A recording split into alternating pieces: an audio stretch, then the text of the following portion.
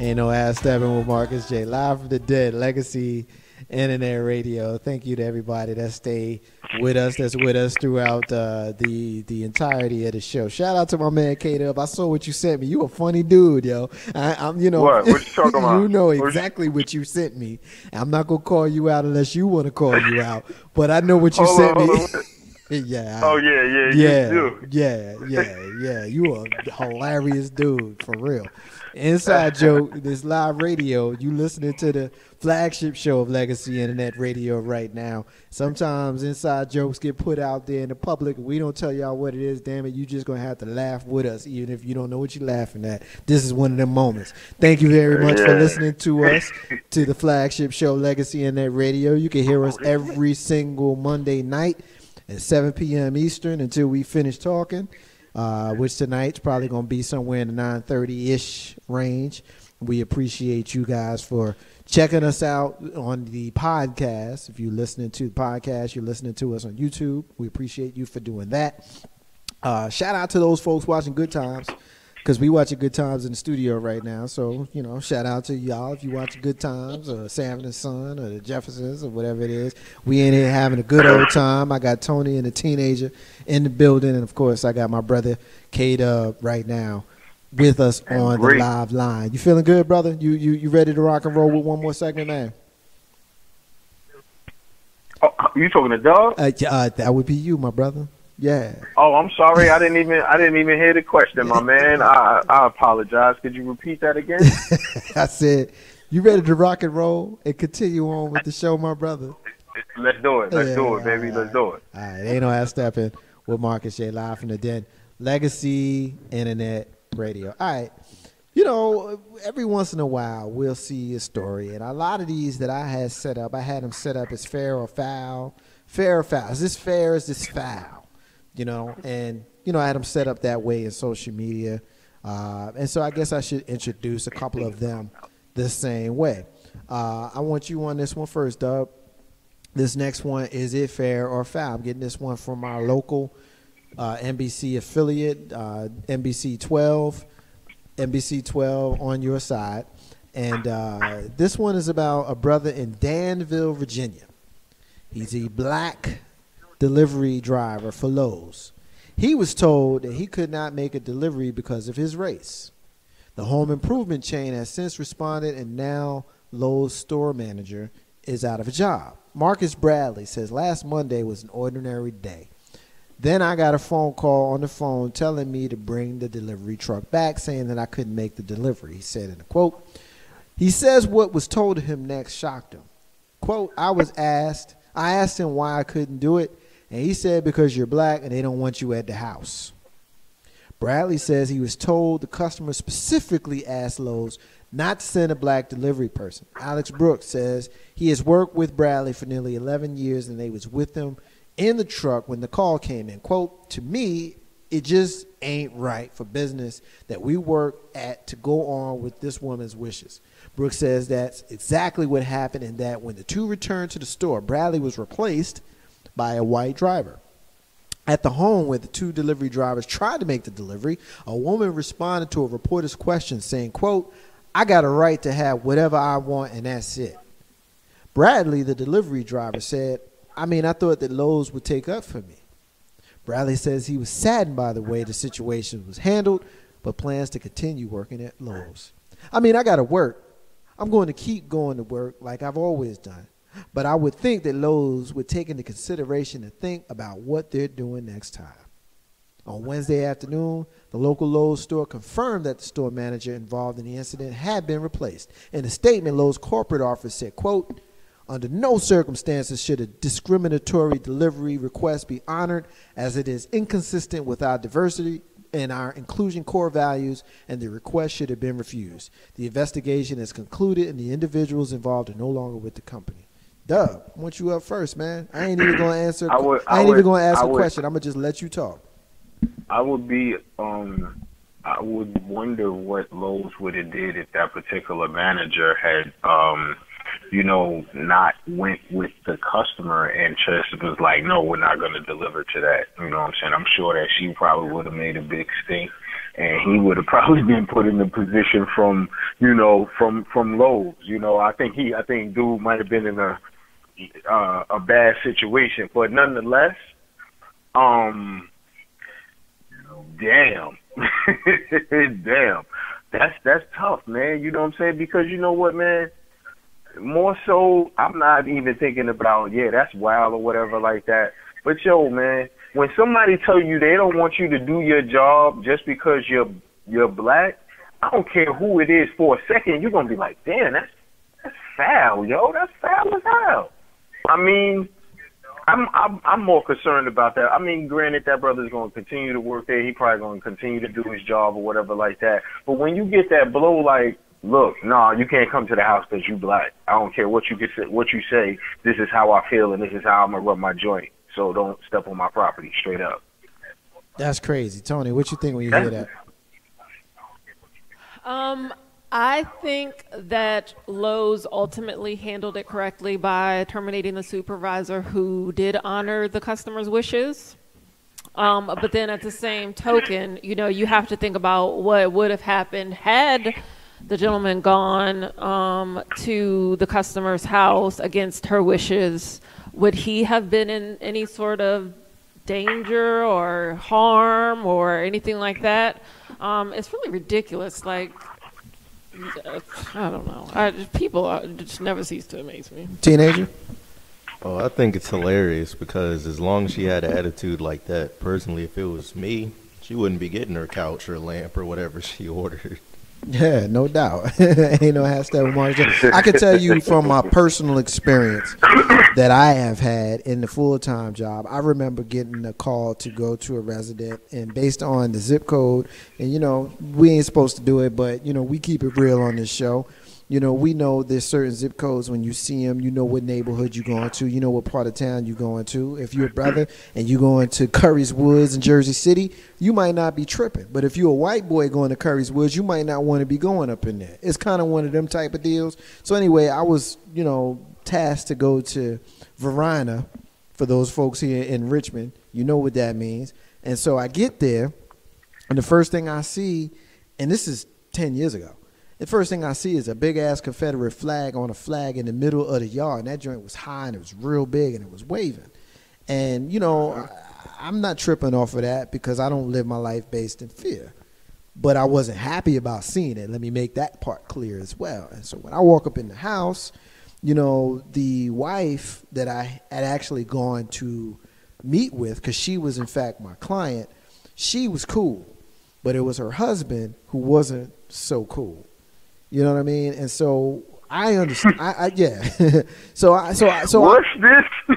Yeah, exactly. Yeah, exactly. So I wonder if they knew that I was the one that was coming. Had that phone call come to the people who sent me out there that day? So I just, it is what it is. But I just think that when I see a story like this, I wonder what's going on with the manager who was okay with replacing the brother.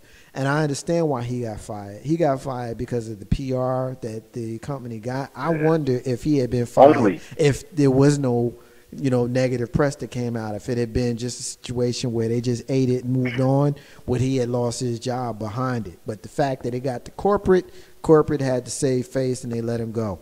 Was it because they did the right thing, or was it because they didn't want the negative shine? That remains to be seen. But the question is, as a brother in this country, we have to ask that question. Whereas people in other cultures don't ask that question, and they will question you as a black man for even asking the question. And they will call you a race baiter, or they will say that you have some sort of bigotry because you asked the question. No, I asked the question because of my past, my experience, and the things that I've seen in my life. Ain't no half stepping with Marcus J. Live from the Den Legacy in that radio. It's a damn shame when you do something heroic, K-Dub, and your ass you get sued for it. It was a couple of brothers who were in Target, and I'll set it up for you. It was a couple of brothers who go to Target, and one of them says, "Yo, ain't that the dude who did what he did to you, or pulled a knife on you, or pulled a gun on you, or whatever it was?" And you see him, and you go up to him, and you try to subdue him. And in the course of doing that, he grabs a young person, a young girl, and he attempts to assault her because you came up on him for assaulting you in the past. And he actually stabs her. But once he stabs her, you still subdue him. You get the knife from him. You take him down. And the police come, and everybody says that you're a hero and everything's great until Target sues you for causing the whole situation to begin with. This is Michael Turner's story. He went, after a homeless, mentally ill Pittsburgh man who had actually stabbed his friend.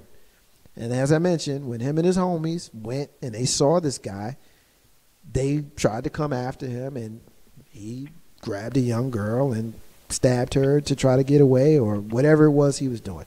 K-Dub, my question to you is, when you see someone who assaulted, let's say that it's you, me, and PB. You know who PB is. You, me, and PB. And somebody does something to me, and we happen to walk up in Target, and you see him. K-Dub, you see the guy that stabbed or assaulted me, your homeboy, and you try to grab him because he was never caught. And in the process of grabbing him, he grabs the teenager. And in the process of grabbing the teenager, you eventually get him and take him down. Target wants to sue you, K-Dub. They want to sue you because the teenager just got cut. What you think about that, man?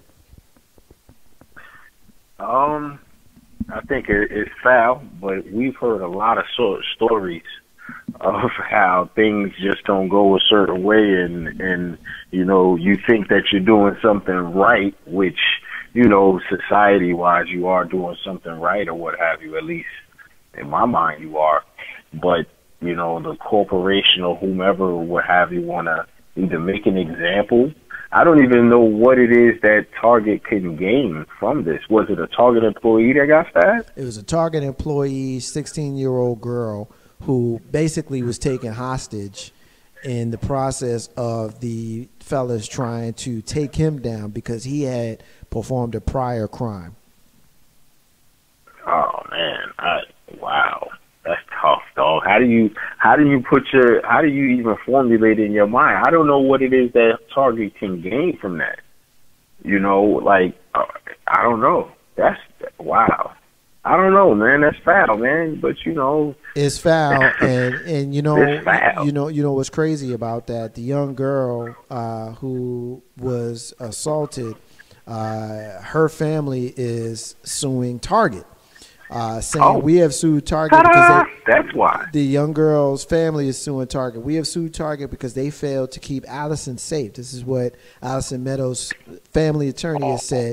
Suing Michael Turner is just Target's way of trying to blame someone else for what happened under their roof. The family certainly doesn't blame Mr. Turner, and they are thankful that he was there that day. Tony, what's your thoughts? Yeah, I think the group of friends did what most people would have done. If you see someone who has done harm to you or that has done something, illegal to you or someone that you love or care about, then most people would be like, hey, we got him here, and it's not like they rushed him and jumped him and started beating him up. They accosted him and said, hey, we're going to call the police because of what you did to such and such. So it's not, again, I think Target is trying to say that, it was their actions that, led to the girl being injured. But again, I think they did what most people would have done. And I think that they handled it, the situation in a good way. They were peaceful about it. But unfortunately, he kind of went to the extreme and injured someone else. Yeah, I think that's crazy. I think that is petty. I think it's small of a company like Target to sue an individual who was being heroic in their actions. This was someone who was basically defending their homie who had already been assaulted by this person. This person has already shown violent tendencies, or else they wouldn't have been accosted by the three dudes to begin with. And so for you to put blame on these men, or this man Turner in particular, for trying to subdue this person until the authorities could get there to do their part. That's outrageous. Absolutely outrageous. Teenager. Do you think it's outrageous? Do you agree, disagree? What's your thoughts? I think it's ridiculous. I'm not really seeing the connection between him confronting the man that assaulted his friend or whatever and the girl getting stabbed. Like, if somebody walks into a movie theater and they have a gun and you say something about it and he shoots somebody, you can't get sued because they got shot. Like, it doesn't add up to me. You confronting someone who's done something to you and them hurting somebody else gets you in trouble. Yeah, no, I can dig it. But that's America. The same America where you can walk around in the dark with a gun and happen upon someone just because you don't know them. They automatically are trespassing because you don't know them. You can shoot them and you can go home that night and they go on the ground that night. Trayvon Martin and George Zimmerman. We live in this America. That's the America, sadly, that we live in. And I made the joke, K-Dub, to you when you were in Kansas last week or 2 weeks ago, whenever it was, don't get caught with your hoodie on. You know, I mean, it's a joke. It's a joke, but man, that's not cool, man. It's not cool. Ain't no half Steppin Marcus. All right, last thing I want to get into in this one, Tony. I want you in on this one first as a mom. I'm getting this one from Metro.co.uk. It's about the teen who can't live with his family no more because he slept with a girl who was underage who lied about her age. Zach Anderson is no longer allowed to live with his family at home. He can't use the internet.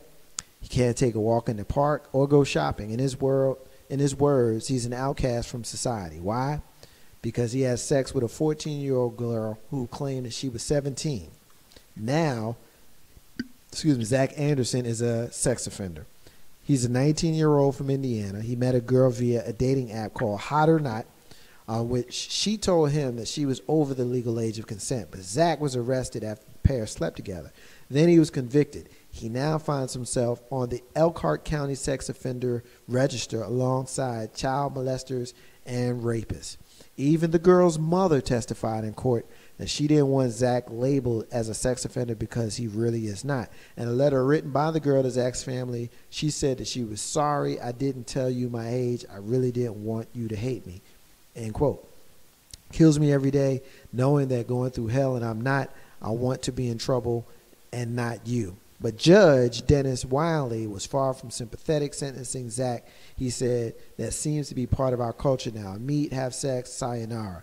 Totally inappropriate behavior. That's no excuse whatsoever. Just to kind of add to this, Zach is going to be on the sex offender registry for the next 25 years. Obviously, we know the scarlet letter that will be on him. Obviously, he can't live at home. You ask why? Because he has younger siblings. So he can't live at home because he's a sex offender. He can't be around younger siblings. He can't go to the mall because there might be kids there. You know, he's tagged as a sex offender because he made the mistake of having sex with someone who he thought was his age, who has admitted, lied about his age. And now this is the situation that he's in. He's done about 79 days of the 90-day jail sentence that he has, and then he has the probation he has to do after that, and then of course Tony, the 25 years as a sex offender on the registry. His life is ruined. At 19 years old, you know, he's going to be known as a sex offender until he's 44 years old. I mean, his life is over. Now, the update to that is the judge is considering, you know, an alteration to the sentence that he has made, but I don't know legally if he's able to do that. I'm not a lawyer, at least not anymore, you know, because I haven't stayed in the Holiday Inn in a while. But the truth of the matter is something's going on with this story, Tony. What's your thoughts? A couple of things. One, meeting somebody via an app just to have sex. I think poor moral judgment. And I think that probably had a lot to do, it sounds like, with the sentence that he received. Two, why wouldn't you ask for some ID? Because you know girls look much older than they are now. Kids in general. Not fair.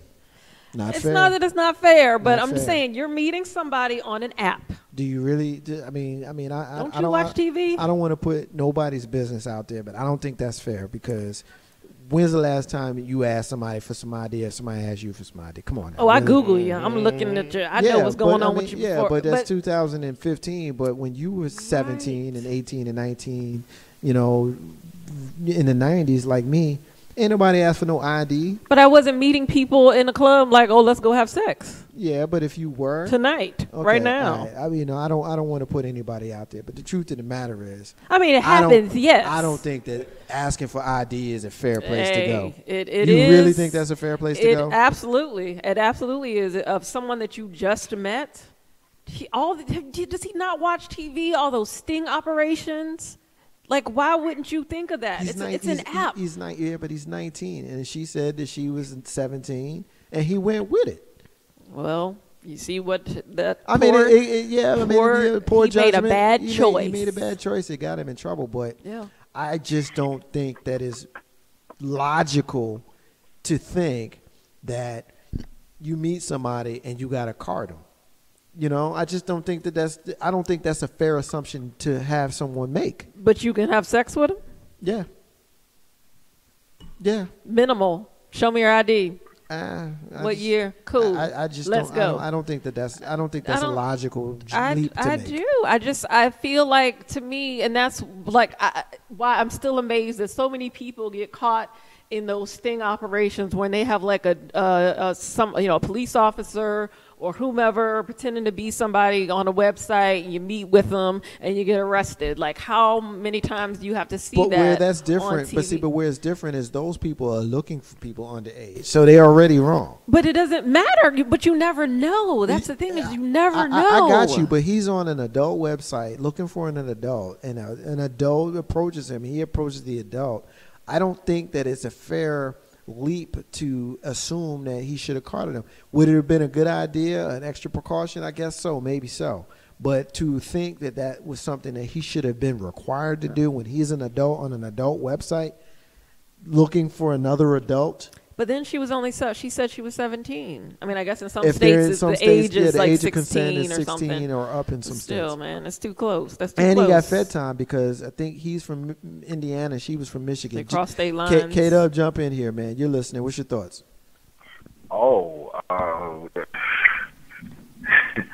16 gets you 25. You know, that's a real tough situation, man, because, you know, like you said, with guys, does he have to really card her in order to try to, and I don't know, man, that's a tough situation. Do you think someone is of age, even though, I mean, how many people that we've grown up with, and you know that they're 18, 21 or whatever like that, and they look like a little girl. I'll give you a perfect example. I'm 41 years old, and I get carded everywhere I go. I'm 41 years old, and I've been mistaken as a teenager. I'm 41 years old, and I get carded for beer. I get carded for, cigars, everything. Oh, people think when I'm with my son, people think that we're a couple. Yeah, and he looks like a teenager. And people have thought that I'm Mama J's brother. Yeah, you know what I'm saying? But these are not in settings where you would assume different. If I'm in a website and I'm looking for a grown-up, I can assume that I'm getting a grown-up. I don't think that... I wonder what picture she used as her profile. How about that? And I guess this is a good question, but, I mean, she lied. Her family says she lied. She says she lied. Her parents... I wonder what's going to happen. Did they say what was going to happen to her? Nothing. The article does not allude to there being any penalty for her. None. Something just ain't right about that. Maybe it's the dude in me, but something just ain't right about that. Ain't no how Steppin with Marcus J, live from the Den Legacy Internet Radio. KDL, we know this is the last segment that we have with you, and so we will have you give us your final say-so, your rant, your closing, whatever it is you want to say. Now's the time, my brother. What you got? Nothing big, man. Peace to the gods, the earth, the stars, and the squares. Everybody be safe. Everybody, just embrace your relatives, embrace your loved ones, your friends, and your family. Tell them you love them. Peace and love to everybody. Ain't no how Steppin with Marcus J, live from the Den, Legacy Internet Radio. That's our brother K-Dub. We appreciate it, man. Thank you for Yes, joining us for the show tonight, and we look forward to being able to fellowship with you at a later time, man. Be cool. Bye, All right, K-Dub. peace. Ain't no how stepping with Marcus J, live from the Den, Legacy Internet Radio. We appreciate it. I mean, I don't know, Tony. I guess we could potentially end up battling on that one. So just real quick, let me just kind of be clear. You think that if you meet somebody online, you should have to ID them? Not just online, period. Period. And so if I met you and I was looking to date you, you would ask me for ID? I mean, at some point, I might want to see your driver's license or something. I mean, I guess it's different for females. Okay. But as a male, that's just something that I would be so terrified of that I mean, you hear about it all the time. And yeah, maybe this girl was considered, and I'm not saying that, you know, the guy should necessarily, like, his life should be ruined, but I mean, I just think people just don't think so clearly sometimes, and you just it's just freaking sex, and now look what happened. Your life is ruined for some sex. No, I can dig it. I got you on that part, but I don't think that it's rational to assume that 19-year-old or 41-year-old for that matter is looking to ID someone to verify that they're of age when they're seeking them in a adult type of area. I mean, it'd be one thing if he was trolling, you know, the Nickelodeon website and Disney and stuff. That'd be different. But he was on a grown-up website looking for another grown-up to hook up with. Right. And two, her saying, "Oh, I'm 17." That's real. Even if the legal age is 16. Oh man, that's close. I need to see her ID. I mean, that would at least prompt. Okay, you're 17. That's fair. Yeah, that's on the line. I need to confirm. I mean, that's fair, you know. But at the end of the day, I mean, you're talking about a 17-year-old that's consenting, even though we know that she's not 17. Mm-hmm. So, I mean, I'm not justifying his actions. I mean, he did what he did. You know, should there be some sort of consequence? I understand that. You know, but again, I'm one of those people, we can do the law and order thing all we want, but I think that we are remiss oftentimes when we don't factor in common sense with a lot of the things that we do, which is the reason why we have so much trouble. True. There's no common sense in that sentencing. Even if, you know, obviously I should say even if she was underage, but you know, the evidence shows that she lied about it. Her family admits that she lied about it. Everybody knows she lied about it.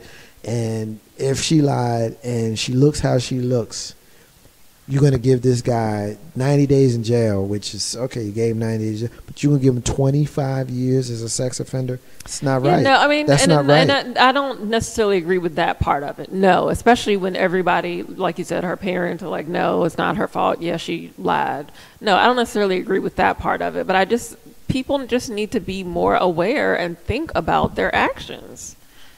That's all. No, I can dig that. You know, I step on Marcus J live from the Den of Legacy Internet Radio. We're going to take our final break of the night, and when we come back, we're going to have our rants, we're going to have our closings, and we're going to get out of the show. Marcus J, K-Dub, who we lost. I got Miss Tony, and we got the teenager. Live from the Den of Legacy Internet Radio. Ain't no how step on Marcus J. We'll be back in a few minutes. Stay with us.